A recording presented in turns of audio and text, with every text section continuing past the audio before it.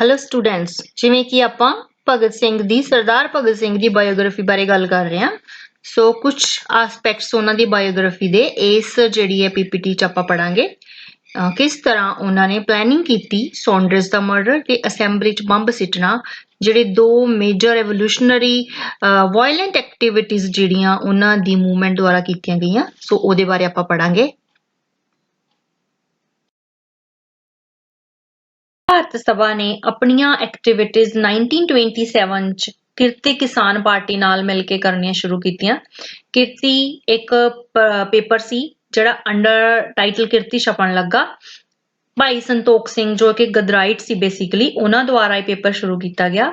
ਉਹਨਾਂ ਤੋਂ ਬਾਅਦ ਇਸ ਪਾਰਟੀ ਦੀ ਲੀਡਰਸ਼ਿਪ ਸੋਹਣ ਸਿੰਘ ਜੋਸ਼ ਦੇ ਹੱਥਾਂ ਵਿੱਚ ਆਈ ਤਾਂ ਜੋ ਉਹਨਾਂ ਦੀਆਂ ਐਕਟੀਵਿਟੀਜ਼ ਦੋਨਾਂ ਪਾਰਟੀਆਂ ਨੇ ਮਿਲ ਕੇ ਜੋ ਐਕਟੀਵਿਟੀਜ਼ ਕੀਤੀਆਂ, ਇਹਦੇ ਨਾਲ ਰੈਵੋਲੂਸ਼ਨਰੀ ਮੂਵਮੈਂਟ ਪੰਜਾਬ ਵਿੱਚ ਹੈ ਜਿਹੜਾ ਉਹ ਜ਼ਿਆਦਾ ਬੈਕਅਪ ਹੋਈ ਤੇ ਨੌਜਵਾਨ ਭਾਰਤ ਸਭਾ ਨੇ ਜਿਹੜਾ ਇੱਕ ਮਤਾ ਪਾਸ ਕੀਤਾ, ਕੰਪਲੀਟ ਇੰਡੀਪੈਂਡੈਂਸ ਦਾ ਜਿਹੜਾ ਮਤਾ, ਪੂਰਨ ਸੁਤੰਤਰਤਾ ਦਾ ਮਤਾ ਕਿਰਤੀ ਕਿਸਾਨ ਪਾਰਟੀ ਨਾਲ ਮਿਲ ਕੇ 27 ਅਗਸਤ 1928 ਨੂੰ ਆਪਾਂ ਪੜ੍ਹਦੇ ਹਾਂ ਕਿ ਕਾਂਗਰਸ ਨੇ ਕੰਪਲੀਟ ਇੰਡੀਪੈਂਡੈਂਸ ਦਾ ਮਤਾ ਇਸ ਤੋਂ ਬਾਅਦ ਪਾਸ ਕੀਤਾ ਸੀਗਾ ਲਾਹੌਰ ਸੈਸ਼ਨ 'ਚ ਨੈਕਸਟ ਈਅਰ, ਪਰ ਇਹਨਾਂ ਨੇ ਉਹਨਾਂ ਤੋਂ ਵੀ ਪਹਿਲਾਂ ਇਹ ਮਤਾ ਪਾਸ ਕਰ ਲਿਆ ਸੀ ਔਰ ਇਹਨਾਂ ਨੇ ਸੋਹਣ ਸਿੰਘ ਜੋਸ਼ ਦੀ ਪ੍ਰਧਾਨਗੀ 'ਚ ਜਿਹੜਾ ਇੱਕ ਇਹ ਰੈਜ਼ੋਲੂਸ਼ਨ ਪਾਸ ਕੀਤਾ ਸੀ, ਉਹਦੇ 'ਚ ਇਸ ਗੱਲ ਤੇ ਜ਼ੋਰ ਦਿੱਤਾ ਗਿਆ ਕਿ ਇਸ ਆਜ਼ਾਦੀ ਮਿਲਣ ਤੋਂ ਬਾਅਦ ਜਿਹੜੀ ਗਵਰਨਮੈਂਟ ਬਣਾਈ ਜਾਏਗੀ ਉਹ ਮਜ਼ਦੂਰਾਂ ਦੀ ਤੇ ਕਿਸਾਨਾਂ ਦੀ ਗਵਰਨਮੈਂਟ ਹੋਏਗੀ। ਸੋ ਇਸ ਤਰੀਕੇ ਨਾਲ ਕਿਰਤੀ ਗਰੁੱਪ ਦੇ ਇਸ ਮਾਰਕਸਿਸਟ ਟ੍ਰੈਂਡ ਦੇ ਨਾਲ ਨੌਜਵਾਨ ਭਾਰਤ ਸਭਾ ਜਿਹੜੀ ਹੈ ਉਹ ਹੋਰ ਸਟਰੋਂਗ ਹੋਈ ਕਿਉਂਕਿ ਦੋਨਾਂ ਦੀ ਫਿਲਾਸਫੀ ਇੱਕੋ ਜਿਹੀ ਸੀਗੀ ਤੇ ਦੋਨੇ ਹੀ ਜਿਹੜੀਆਂ ਇਹ ਰੈਵੋਲੂਸ਼ਨਰੀ ਐਕਟੀਵਿਟੀ ਕਰਨ ਦੇ ਹੱਕ ਵਿੱਚ ਸਨ ਤਾਂ ਕਿ ਅੰਗਰੇਜ਼ਾਂ ਤੋਂ ਆਜ਼ਾਦੀ ਜਿਹੜੀ ਹੈ ਉਹ ਦਿਵਾਈ ਜਾ ਸਕੇ ਇੰਡੀਆ ਨੂੰ। ਜੂਨ 1928 ਵਿੱਚ ਭਗਤ ਸਿੰਘ ਤੇ ਸੁਖਦੇਵ ਨੇ ਮਿਲ ਕੇ ਲਾਹੌਰ ਸਟੂਡੈਂਟਸ ਯੂਨੀਅਨ ਬਣਾਈ। ਦੋਨਾਂ ਨੇ ਰਿਕਰੂਟ ਕਰਨੇ ਸੀ ਹਿੰਦੁਸਤਾਨ ਸੋਸ਼ਲਿਸਟ ਰਿਪਬਲਿਕਨ ਐਸੋਸੀਏਸ਼ਨ ਦੇ ਲਈ ਵਲੰਟੀਅਰਸ ਭਰਤੀ ਕਰਨੇ ਸੀਗੇ। ਇਹ ਜਿਹੜੀ ਸਭਾ ਹੈ ਨੌਜਵਾਨ ਭਾਰਤ ਸਭਾ ਅੰਗਰੇਜ਼ਾਂ ਦੁਆਰਾ ਮਈ 1930 ਚ ਬੈਨ ਕਰ ਦਿੱਤੀ ਗਈ ਸੀਗੀ। ਸੋ ਆਪਾਂ ਨੇ ਪਹਿਲਾਂ ਗੱਲ ਕੀਤੀ ਆਜ਼ਾਦੀ ਦੀ ਪਿਛਲੀ ਸਲਾਈਡ 'ਚ। ਆਜ਼ਾਦੀ ਕੀ ਹੈ? ਭਗਤ ਸਿੰਘ ਕਹਿੰਦਾ ਹੈ ਕਿ ਆਜ਼ਾਦੀ ਸਾਡਾ ਪ੍ਰਮੁੱਖ ਟੀਚਾ ਹੈ। ਪ੍ਰਮੁੱਖ ਟੀਚਾ ਹੈ ਆਜ਼ਾਦੀ ਰਾਸ਼ਟਰ ਦੀ ਜਿੰਦ ਜਾਨ ਹੁੰਦੀ ਹੈ। ਇਹ ਉਹਨਾਂ ਦੇ ਵਿਚਾਰ ਨੇ ਕੁਝ। ਗੁਲਾਮੀ ਸਾਡੇ ਲਈ ਸ਼ਰਮ ਦੀ ਗੱਲ ਹੈ। ਅਕੋਰਡਿੰਗ ਟੂ ਭਗਤ ਸਿੰਘ, ਸਾਮਰਾਜ ਇਨਕਲਾਬੀਆਂ ਨੂੰ ਕਤਲ ਕਰ ਸਕਦਾ ਹੈ ਪਰ ਇਨਕਲਾਬ ਨੂੰ ਨਹੀਂ ਮਾਰ ਸਕਦਾ। ਸੱਚੀ ਮੁੱਚੀ ਦੀ ਅਤੇ ਸਥਾਈ ਮੁਕਤੀ ਲਈ ਗੁਲਾਮ ਦੇਸ਼ ਨੂੰ ਸਮੁੱਚੇ ਸਾਮਰਾਜੀ ਪ੍ਰਬੰਧ ਖਿਲਾਫ ਲੜਾਈ ਲੜਨੀ ਪਏਗੀ। ਸੋ ਇਸੇ ਵਾਸਤੇ ਹੀ ਇਹਨਾਂ ਨੇ ਜਿਹੜੀ ਹੈ ਇਸ ਤਰ੍ਹਾਂ ਦੀ ਭਰਤੀ ਕਰਨੀ ਸ਼ੁਰੂ ਕੀਤੀ ਤੇ ਆਪਾਂ ਦੇਖਦੇ ਹਾਂ ਕਿ ਆਉਣ ਵਾਲੇ ਟਾਈਮ 'ਚ ਇਹਨਾਂ ਦੀਆਂ ਐਕਟੀਵਿਟੀਜ਼ ਜਿਹੜੀਆਂ ਸੀਗੀਆਂ ਉਹ ਬਹੁਤ ਹੀ ਜ਼ਿਆਦਾ ਹਾਈਪ ਮਿਲਿਆ ਉਹਨਾਂ ਨੂੰ ਤੇ ਰੈਵੋਲੂਸ਼ਨਰੀ ਐਕਟੀਵਿਟੀਜ਼ 'ਚ ਜਿਵੇਂ ਸਾਈਮਨ ਕਮਿਸ਼ਨ, ਉਸ ਤੋਂ ਬਾਅਦ ਸੌਂਡਰਸ ਦਾ ਜਿਹੜਾ ਮਰਡਰ ਤੇ ਉਸ ਤੋਂ ਬਾਅਦ ਜਿਹੜਾ ਅਸੈਂਬਲੀ 'ਚ ਬੰਬ ਸਿੱਟਣਾ, ਇਹ ਮੇਜਰ ਐਕਟੀਵਿਟੀਜ਼ ਪੰਜਾਬ 'ਚ ਹੋਈਆਂ। ਸਟਰਗਲ ਨੂੰ ਕੈਰੀ ਔਨ ਰੱਖਣ ਦੇ ਲਈ ਜ਼ਰੂਰੀ ਸੀ ਪੈਸਾ ਤੇ ਹਥਿਆਰ। ਸੋ ਭਗਤ ਸਿੰਘ ਨੇ ਇਸ ਗੱਲ ਤੇ ਜ਼ੋਰ ਦਿੱਤਾ ਕਿ ਬੰਗਾਲ ਤੋਂ ਐਸੇ ਰੈਵੋਲੂਸ਼ਨਰੀ ਮੈਂਬਰਸ ਨਾਲ ਕੰਟੈਕਟ ਕੀਤਾ ਜਾ ਸਕੇ ਜਿਨ੍ਹਾਂ ਨੂੰ ਬੰਬ ਬਣਾਉਣ ਦੀ ਜਾਣਕਾਰੀ ਹੋਵੇ ਤੇ ਇਸ ਪਰਪਸ ਲਈ ਜਿਹੜਾ ਪੈਸਾ ਆਉਣਾ ਸੀ ਉਹਦੇ ਲਈ ਇਹ ਡਿਸਾਈਡ ਕੀਤਾ ਗਿਆ ਕਿ ਸਿਰਫ ਸਰਕਾਰੀ ਪ੍ਰਾਪਰਟੀ ਨੂੰ ਹੀ ਲੁੱਟਿਆ ਜਾਏਗਾ ਤੇ ਕਿਸੇ ਦੀ ਪਰਸਨਲ ਪ੍ਰਾਪਰਟੀ ਨੂੰ ਜਾਂ ਆਪਣੇ ਜਿਹੜੇ ਫੈਲੋ ਕੰਟਰੀਮੈਨ ਨੇ ਆਪਣੇ ਦੇਸ਼ ਵਾਸੀਆਂ ਦੀ ਕਿਸੇ ਤਰ੍ਹਾਂ ਦੀ ਪ੍ਰਾਪਰਟੀ ਨੂੰ ਕੋਈ ਵੀ ਨੁਕਸਾਨ ਨਾ ਪਹੁੰਚਾਇਆ ਜਾ ਸਕੇ।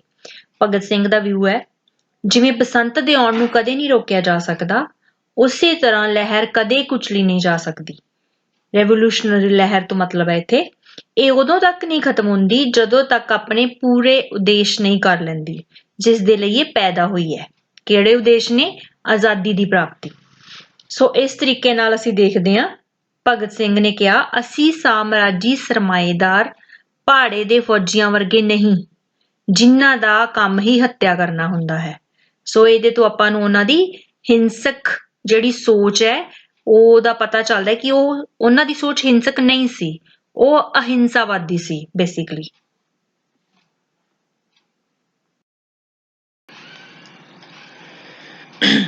ਹੁਣ ਅੱਗੇ ਆਪਣੀ ਇੱਕ ਜਿਹੜੀ ਮੇਜਰ ਇਵੈਂਟ ਜਿਹੜੀ ਉਹਨਾਂ ਦੇ ਨਾਲ ਜੁੜੀ ਹੋਈ ਹੈ दैट इज की है कि साइमन कमीशन जो लाहौर आया उन्हों का काले झंडे दिखा के इस तरीके नाल बाइकआउट किया गया ਤੇ ਉਹਨਾਂ ਨੂੰ ਇਹ ਦੱਸਿਆ ਗਿਆ ਕਿ ਵੀ ਓਨਲੀ ਵਾਂਟ ਕੰਪਲੀਟ ਇੰਡੀਪੈਂਡੈਂਸ ਕਿਉਂਕਿ ਸਾਈਮਨ ਕਮਿਸ਼ਨ ਇੰਡੀਆ ਤਾਂ ਆਇਆ ਸੀ ਕਿ ਇੰਡੀਅਨ ਸਿਸਟਮ ਵਿੱਚੋਂ ਕੋਈ ਪੋਲੀਟੀਕਲ ਸੋਲੂਸ਼ਨ ਲੱਭਿਆ ਜਾਏ ਜਿਹਦੇ ਨਾਲ ਇੰਡੀਅਨਸ ਨੂੰ ਫॉर द ਟਾਈਮ ਬੀਇੰਗ ਜਿਹੜਾ ਹੈ ਕਮੇਟੀ ਬਣਾ ਕੇ ਸਿੱਟ ਬਣਾ ਕੇ ਬਿਠਾ ਦਿੱਤਾ ਜਾਏ ਕਿ ਉਹਨਾਂ ਦੇ ਲਈ ਕੋਈ ਪੋਲੀਟੀਕਲ ਸੋਲੂਸ਼ਨ ਅੰਗਰੇਜ਼ ਕਰਨ ਜਾ ਰਹੇ ਨੇ ਤਾਂ ਇਸ ਵਾਸਤੇ ਇੱਕ ਗੈਦਰਿੰਗ ਹੋਈ ਲਾਹੌਰ 'ਚ ਜਿਹਦੇ 'ਚ ਕਾਲੇ ਝੰਡੇ ਦਿਖਾ ਕੇ ਲਾਲਾ ਲਾਜਪਤ ਰਾਏ ਦੁਆਰਾ ਜਿਹੜੀ ਕਿ ਆਰਗੇਨਾਈਜ਼ ਕੀਤੀ ਗਈ ਸੀ ਮਦਨ ਮੋਹਨ ਮਾਲਵੀਆ ਤੇ ਹੋਰ ਬਹੁਤ ਸਾਰੇ ਕਾਂਗਰਸ ਲੀਡਰ ਵੀ ਇਸ 'ਚ ਸੀਗੇ ਸ਼ਾਮਿਲ ਤੇ ਉਹਨਾਂ ਨੇ ਇਹਦਾ ਜਿਹੜਾ ਹੈ ਬਾਈਕਾਟ ਕੀਤਾ ਤੇ ਨਾਅਰੇ ਲਗਾਏ ਸਾਈਮਨ ਗੋ ਬੈਕ ਇਹਦੇ ਬਾਰੇ ਅਸੀਂ ਬਹੁਤ ਵਾਰੀ ਹਿਸਟਰੀ 'ਚ ਪਹਿਲਾਂ ਬਹੁਤ ਵਾਰੀ ਪੜ੍ਹ ਚੁੱਕੇ ਹਾਂ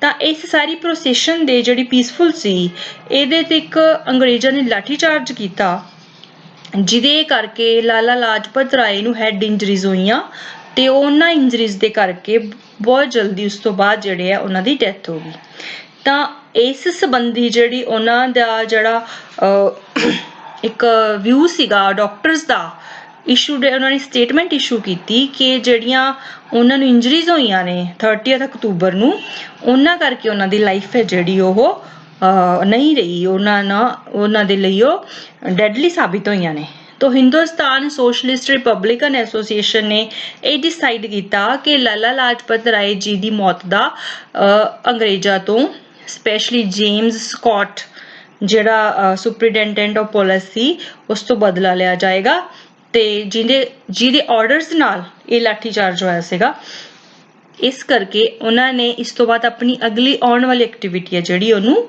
ਫਾਈਨਲ ਕਰਨ ਬਾਰੇ ਮੀਟਿੰਗਸ ਕਰਨੀਆਂ ਸ਼ੁਰੂ ਕੀਤੀਆਂ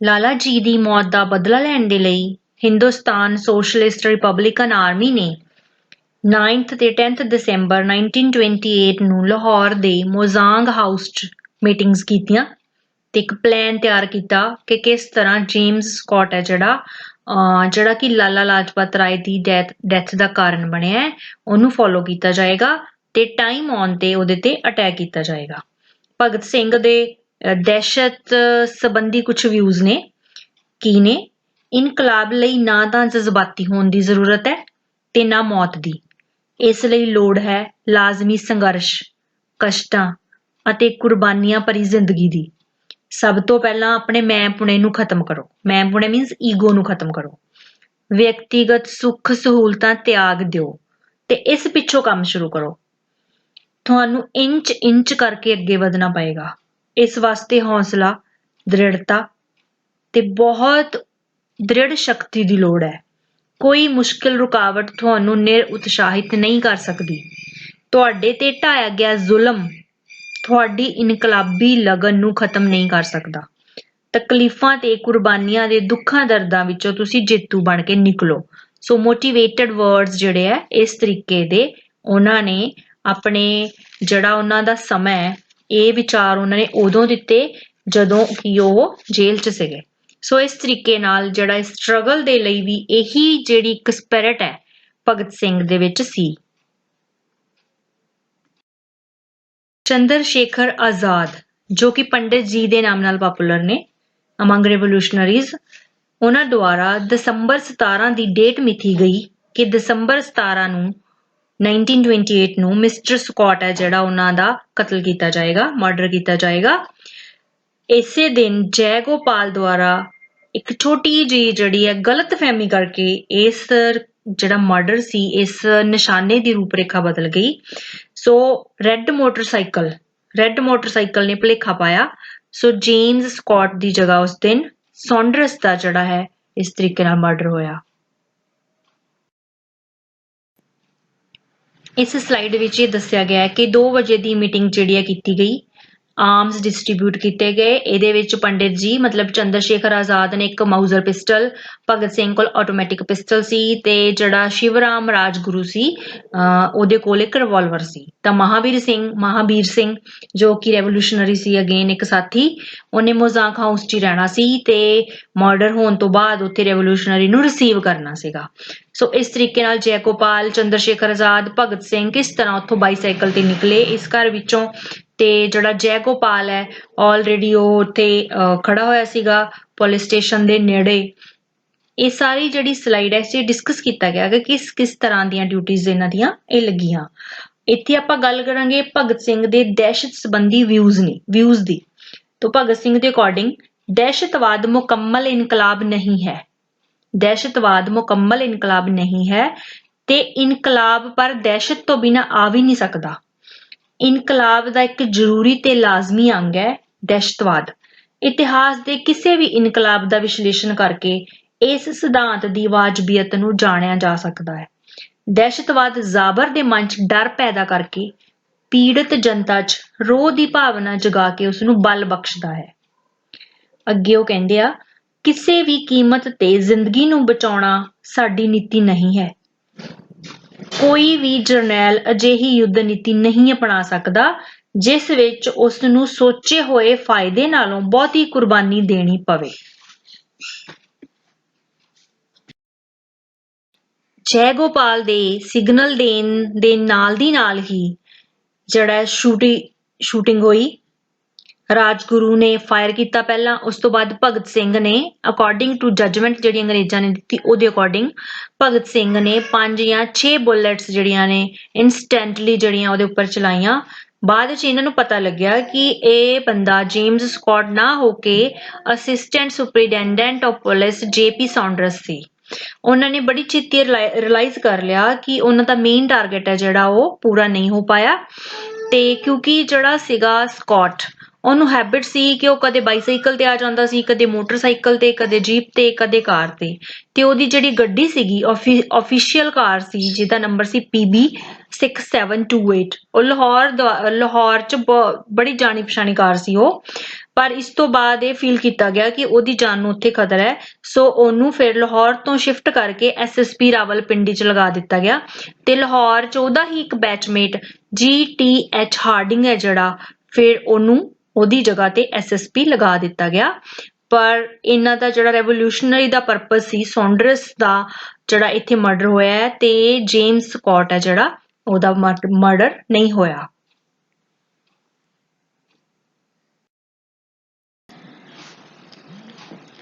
सो HSRA Hindustan socialist Republican association ने फाइनली फिर इनू क्लेम किया, JP सॉन्डर्स के मर्डर नू क्लेम किया। सो इस PPT वो दिखाया गया कि उन्होंने एक्चुअली च किस तरह उन्होंने इस कतल की जिम्मेवारी लई। इस तो बाद भगत सिंह, राजगुरु ते भगवती चरण वोरा दी वाइफ दुर्गा भाभी वो भी एक रेवोल्यूशनरी औरत सी। ये सारे कलकत्ता चले गए पंजाब छड्ड के।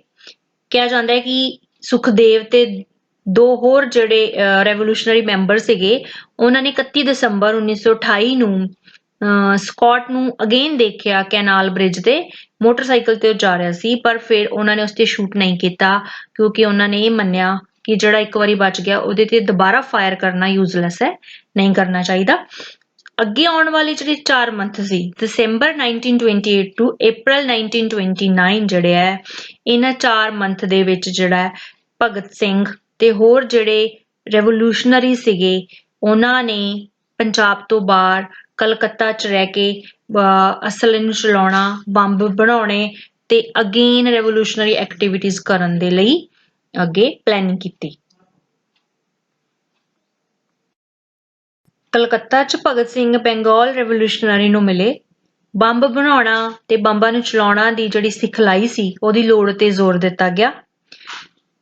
इत्थे भी डिसाइड किया गया कि योगेश चंद्र चैटर्जी जो कि एक रेवोल्यूशनरी जिहड़े जेल च बंद सी, जदों उन्हां नूं आगरा तो लखनऊ शिफ्ट किया जाना सीगा तां पार्टी दे मैंबर ने सोचिया कि उन्हां नूं रिहा करा लिया जावे, उन्हां नूं पुलिस कस्टडी चों कढ लिया जावे। पर बाद च ये जिहड़ी है ये छड्डनी पई प्लैनिंग क्योंकि जिहड़े लॉकअप सी उन्हां ते अटैक करना बहुत औखा सीगा। भगत सिंह दे इनकलाबियां दे मकसद संबंधी विचार ने ਇਨਕਲਾਬੀਆਂ ਦਾ ਮਕਸਦ ਸ਼ਾਸਨ 'ਚ ਸੁਧਾਰ ਨਹੀਂ ਹੈ, ਉਹ ਤਾਂ ਆਜ਼ਾਦੀ ਦਾ ਪੱਧਰ ਕਦੋਂ ਦਾ ਉੱਚਾ ਉਠਾ ਚੁੱਕੇ ਹਨ ਅਤੇ ਇਸ ਟੀਚੇ ਦੀ ਪ੍ਰਾਪਤੀ ਲਈ ਬੇਝਿਜਕ ਕੁਰਬਾਨੀਆਂ ਦੇ ਰਹੇ ਹਨ। ਉਹਨਾਂ ਦਾ ਦਾਅਵਾ ਹੈ ਕਿ ਕੁਰਬਾਨੀਆਂ ਨੇ ਜਨਤਾ ਦੀ ਵਿਚਾਰਧਾਰਾ 'ਚ ਤਿੱਖੀ ਤਬਦੀਲੀ ਕੀਤੀ ਹੈ। ਆਪਣੀ ਕੋਸ਼ਿਸ਼ਾਂ ਨਾਲ ਉਹ ਦੇਸ਼ ਨੂੰ ਬਹੁਤ ਅੱਗੇ ਲੈ ਗਏ ਹਨ ਅਤੇ ਇਹ ਗੱਲ ਸਿਆਸੀ ਖੇਤਰ 'ਚ ਉਹਨਾਂ ਨਾਲ ਮਤਭੇਦ ਰੱਖਣ ਵਾਲੇ ਲੋਕ ਵੀ ਮੰਨਦੇ ਹਨ।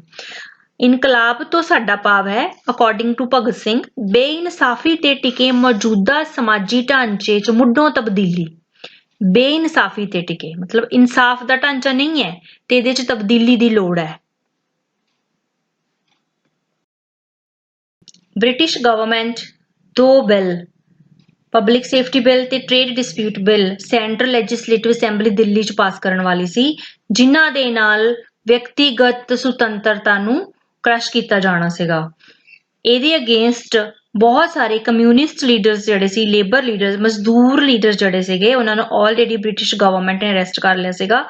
ਇਹਨਾਂ ਬਿੱਲਾਂ ਦੀ ਵਿਰੋਧਤਾ M.R. ਜਾਇਕਰ, ਮੋਤੀ ਲਾਲ ਨਹਿਰੂ ਤੇ ਵਿਠਲ ਭਾਈ ਪਟੇਲ ਦੁਆਰਾ ਵੀ ਕੀਤੀ ਗਈ ਸੀ, ਪਰ ਫਿਰ ਵਾਇਸਰਾਏ ਨੇ ਅਨਾਉਂਸ ਕੀਤਾ ਕਿ ਉਹ ਆਪਣੀਆਂ ਸਪੈਸ਼ਲ ਪਾਵਰਸ ਨੂੰ ਯੂਜ਼ ਕਰਕੇ ਇਹਨਾਂ ਬਿੱਲਾਂ ਨੂੰ ਪਾਸ ਕਰ ਸਕਦਾ ਹੈ। ਸੋ ਇਹਨਾਂ ਬਿੱਲਾਂ ਦੇ ਅਗੇਂਸਟ ਰੈਵੋਲੂਸ਼ਨਰੀ ਪਾਰਟੀ HSR ਨੇ ਫਿਰ ਕਾਰਵਾਈ ਕਰਨ ਦੇ ਲਈ ਸਕੀਮ ਬਣਾਈ।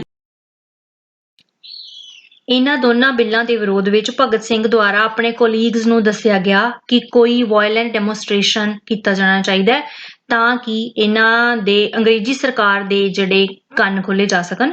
ਇਸ ਪਰਪਸ ਦੇ ਲਈ ਇਹ ਡਿਸਾਈਡ ਕੀਤਾ ਗਿਆ ਕਿ HSR ਜਿਹੜੀ ਹੈ, ਦੋ ਬਿੱਲ ਸੈਂਟਰਲ ਅਸੈਂਬਲੀ 'ਚ ਪ੍ਰੋਟੈਸਟ ਦੇ ਰੂਪ ਵਿੱਚ ਸਿੱਟੇ ਜਾਣਗੇ ਤਾਂ ਕਿ ਅੰਗਰੇਜ਼ੀ ਸਰਕਾਰ ਨੂੰ ਰਿਪਰੈਸਿਵ ਪਾਲਿਸੀਜ਼ ਨੇ ਜਿਹੜੀਆਂ ਅੰਗਰੇਜ਼ੀ ਸਰਕਾਰ ਦੀਆਂ, ਉਹਨਾਂ ਨੂੰ ਸਨੱਬ ਕੀਤਾ ਜਾ ਸਕੇ। ਭਗਤ ਸਿੰਘ ਤੇ ਬਟੁਕੇਸ਼ਵਰ ਦੱਤ ਦਾ ਨਾਮ ਇਸ ਪਰਪਸ ਦੇ ਲਈ, ਇਸ ਟਾਸਕ ਦੇ ਲਈ ਚੂਜ਼ ਕੀਤਾ ਗਿਆ।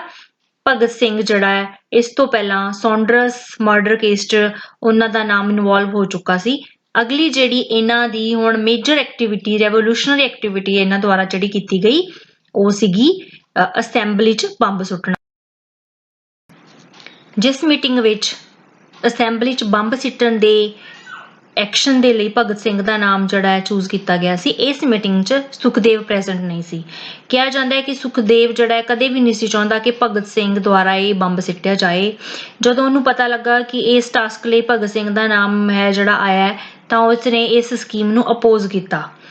ਜਦੋਂ ਆਪਾਂ ਇਹਦੀ ਪਨਿਸ਼ਮੈਂਟ ਜਿਹੜੀ ਹੈ, ਇਹਦੀ ਟਰਾਇਲ ਦੀ ਜਿਹੜੇ ਆਪਾਂ ਡਾਕੂਮੈਂਟਸ ਦੇਖਦੇ ਹਾਂ, ਉਹਨਾਂ ਤੋਂ ਵੀ ਸਪਸ਼ਟ ਹੁੰਦਾ ਹੈ ਕਿ ਸੁਖਦੇਵ ਜਿਹੜਾ ਹੈ ਇਸ ਫੇਵਰ 'ਚ ਨਹੀਂ ਸੀਗਾ। ਭਗਤ ਸਿੰਘ ਤੇ ਉਹਨੇ ਇਸ ਸੰਬੰਧੀ ਆਰਗਿਊ ਵੀ ਕੀਤਾ, ਪਰ ਭਗਤ ਸਿੰਘ ਨੇ ਜ਼ਿੱਦ ਕੀਤੀ ਕਿ ਇਹ ਕੰਮ ਉਹਦੇ ਦੁਆਰਾ ਹੀ ਕੀਤਾ ਜਾਣਾ ਚਾਹੀਦਾ ਹੈ। ਭਗਤ ਸਿੰਘ ਦੀ ਜ਼ਿੱਦ ਕਰਕੇ ਭਗਤ ਸਿੰਘ ਨੇ ਹੀ ਬਟੁਕੇਸ਼ਵਰ ਦੱਤ ਨਾਲ ਮਿਲ ਕੇ ਇਸ ਕੰਮ ਨੂੰ ਅੰਜਾਮ ਦਿੱਤਾ। ਅਪ੍ਰੈਲ 8, 1929 ਨੂੰ ਭਗਤ ਸਿੰਘ ਤੇ ਬਟੁਕੇਸ਼ਵਰ ਦੱਤ ਨੇ 2 ਬੰਬ ਅਸੈਂਬਲੀ 'ਚ ਸਿੱਟੇ, ਟ੍ਰੇਡ ਡਿਸਪਿਊਟ ਬਿੱਲ ਤੇ ਅਗੇਂਸਟ। ਪਰ ਇਸ ਸਾਰੀ ਵਾਰਦਾਤ ਦੇ ਸਮੇਂ ਕਿਸੇ ਨੂੰ ਵੀ ਕੋਈ ਇੰਜਰੀ ਨਹੀਂ ਹੋਈ। ਬੰਬ ਸਿੱਟਣ ਦੇ ਨਾਲ 2 ਲੀਫਲੈਟਸ ਵੀ ਅਸੈਂਬਲੀ ਵਿੱਚ ਸਿੱਟੇ ਗਏ, ਜਿਨ੍ਹਾਂ ਵਿੱਚ ਇਹਨਾਂ ਨੇ ਆਪਣਾ ਮਕਸਦ ਦੱਸਿਆ ਕਿ ਕੀ ਮਕਸਦ ਹੈ, ਕਿਉਂ ਇਸ ਤਰ੍ਹਾਂ ਦੀਆਂ ਐਕਟੀਵਿਟੀਜ਼, ਵਾਇਲੈਂਟ ਐਕਟੀਵਿਟੀਜ਼ ਕਰ ਰਹੇ ਨੇ ਰੈਵੋਲੂਸ਼ਨਰੀਜ਼। ਭਗਤ ਸਿੰਘ ਦੇ ਕੁਝ ਵਿਊਜ਼ ਨੇ ਧਰਮ ਬਾਰੇ। ਭਗਤ ਸਿੰਘ ਕਹਿੰਦੇ ਆ, ਜਿਹੜਾ ਧਰਮ ਇਨਸਾਨ ਨੂੰ ਇਨਸਾਨ ਤੋਂ ਵੱਖ ਕਰੇ, ਮੁਹੱਬਤ ਦੀ ਥਾਂ ਉਹਨਾਂ ਨੂੰ ਇੱਕ ਦੂਜੇ ਨਾਲ ਨਫ਼ਰਤ ਕਰਨੀ ਸਿਖਾਵੇ, ਅੰਧ ਵਿਸ਼ਵਾਸਾਂ ਨੂੰ ਉਤਸ਼ਾਹਿਤ ਕਰਕੇ ਲੋਕਾਂ ਦੇ ਬੌਧਿਕ ਵਿਕਾਸ 'ਚ ਰੋਕ ਬਣੇ, ਦਿਮਾਗਾਂ ਨੂੰ ਖੁੰਡਾ ਕਰੇ, ਉਹ ਕਦੇ ਵੀ ਮੇਰਾ ਧਰਮ ਨਹੀਂ ਬਣ ਸਕਦਾ। ਸੰਖੇਪ ਵਿੱਚ ਕਹਾਂ ਤਾਂ ਇਹ ਧਰਤੀ ਤੇ ਇਸ ਧਰਤੀ ਉੱਪਰ ਵੀ ਭਾਰਤ ਦੀ ਪਵਿੱਤਰ ਧਰਤੀ ਮੇਰਾ ਸਵਰਗ ਹੈ। ਇਸ ਉੱਪਰ ਵਿਚਰਨ ਵਾਲਾ ਹਰੇਕ ਵਿਅਕਤੀ, ਹਰ ਇਨਸਾਨ ਮੇਰਾ ਦੇਵਤਾ ਹੈ, ਮੇਰਾ ਭਗਵਾਨ ਹੈ ਅਤੇ ਭਗਵਾਨ ਨੂੰ ਭਗਵਾਨ ਨਾਲੋਂ ਵੱਡਾ ਬਣਾ ਕੇ ਮੇਰੇ ਸਵਰਗ ਨੂੰ ਨਰਕ ਬਣਾਉਣ ਵਾਲੀਆਂ ਸ਼ਕਤੀਆਂ ਨੂੰ ਖਤਮ ਕਰਕੇ ਇਨਸਾਨ ਨੂੰ ਜਮਾਤ ਰਹਿਤ ਸਮਾਜ ਵੱਲ ਅੱਗੇ ਵਧਾਉਣ ਵਾਲਾ ਹਰ ਯਤਨ, ਹਰ ਕਦਮ ਮੇਰਾ ਧਰਮ ਹੈ। ਇਹ ਜਿਹੜਾ ਹੈ ਕੁਝ ਵਿਊਜ਼ ਭਗਤ ਸਿੰਘ ਦੇ ਨਾਲ ਇੰਪੋਰਟੈਂਟ ਵਿਊਜ਼ ਆਪਾਂ ਡਿਸਕਸ ਕਰ ਰਹੇ ਹਾਂ, ਜਿਹੜੇ ਕਿ ਉਹਨਾਂ ਨੇ ਆਪਣੇ ਜੇਲ੍ਹ 'ਚ ਰਹਿਣ ਦੇ ਸਮੇਂ ਦੌਰਾਨ ਵਾਏ ਆਇਆ ਮੈਨ ਅਥੀਸਟ ਵਿੱਚ ਕਹੇ। ਭਗਤ ਸਿੰਘ ਤੇ ਬਟੁਕੇਸ਼ਵਰ ਦੱਤ ਨੇ ਬੰਬ ਸੁੱਟਣ ਦੇ ਨਾਲ ਲੀਫਲੈਟਸ ਵੀ ਅਸੈਂਬਲੀ ਵਿੱਚ ਸਿੱਟੇ। ਸੋ ਉਹਨਾਂ ਲੀਫਲੈਟਸ ਵਿੱਚ ਉਹਨਾਂ ਦਾ ਕੀ ਪਰਪਸ ਸੀ, ਕਿਸ ਮਕਸਦ ਨਾਲ, ਕਿਸ ਆਬਜੈਕਟਿਵ ਨੂੰ ਮਾਈਂਡ 'ਚ ਰੱਖ ਕੇ ਉਹਨਾਂ ਨੇ ਕਾਰਵਾਈ ਕੀਤੀ, ਉਹਦੇ ਸੰਬੰਧੀ ਇਸ ਸਲਾਈਡ ਵਿੱਚ ਦੱਸਿਆ ਗਿਆ ਤੇ ਅੰਤ ਵਿੱਚ ਨਾਅਰਾ ਦਿੱਤਾ ਗਿਆ ਲੌਂਗ ਲਿਵ ਰੈਵੋਲੂਸ਼ਨ। ਸੋ ਆਪਾਂ ਦੇਖਦੇ ਹਾਂ ਦੋਸਤੋ, ਭਾਰਤ 'ਚ ਪੰਜਾਬ 'ਚ ਸ਼ਹੀਦ ਭਗਤ ਸਿੰਘ ਦਾ ਨਾਂ ਹਰ ਘਰ 'ਚ ਸਮਾਇਆ ਹੋਇਆ ਹੈ। ਬਹੁਤ ਸਾਰੀਆਂ ਸੰਸਥਾਵਾਂ ਸ਼ਹੀਦ ਭਗਤ ਸਿੰਘ ਦੇ ਨਾਮ ਤੇ ਚੱਲ ਰਹੀਆਂ ਨੇ। ਇਸ ਤਰੀਕੇ ਨਾਲ ਆਪਾਂ ਉਹਨਾਂ ਦੇ ਵਿਚਾਰਾਂ ਨੂੰ ਯਾਦ ਕਰਕੇ ਉਹਨਾਂ ਨੂੰ ਸ਼ਰਧਾਂਜਲੀ ਵੀ ਦੇ ਰਹੇ ਹਾਂ। ਨਾਲ ਦੀ ਨਾਲ ਇਹ ਬਹੁਤ ਸਾਰੀਆਂ ਆਪਣੀਆਂ ਜਿਹੜੀਆਂ ਐਜੂਕੇਸ਼ਨਲ ਐਕਟੀਵਿਟੀਜ਼ ਦਾ ਹਿੱਸਾ ਬਣਦੇ ਨੇ, ਕਲਾਸਾਂ 'ਚ ਭਗਤ ਸਿੰਘ ਪੜ੍ਹਾਏ ਜਾ ਰਹੇ ਨੇ। ਸੋ ਇਸ ਸਲਾਈਡ ਦਾ, ਇਸ PPT ਦਾ ਮਕਸਦ ਹੈ ਕਿ ਸਰੋਤਿਆਂ ਨੂੰ ਥੋੜਾ ਬਹੁਤਾ ਭਗਤ ਸਿੰਘ ਦੀ ਸ਼ਖਸੀਅਤ ਬਾਰੇ ਜਾਣੂ ਕਰਾਇਆ ਜਾ ਸਕੇ।